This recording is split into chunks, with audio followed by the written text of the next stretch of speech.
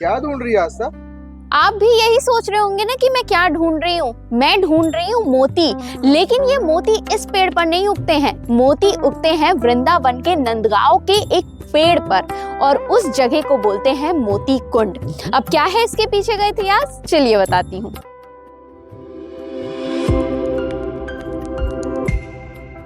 आपने वो गोवर्धन पर्वत वाली लीला तो सुनी होगी जो श्री कृष्ण ने अपने इस उंगली से उठाया था और इसी के बाद श्री कृष्ण और राधा रानी की सगाई हुई। सगाई के बाद जो राधा रानी के पिता है वृषभानु जी, उन्होंने एक मोती दिया अपने दोस्त नंद बाबा को। फिर इस मोती को चिंतन में नंद बाबा ने सोचा कि आखिर इस मोती को कहाँ रखे।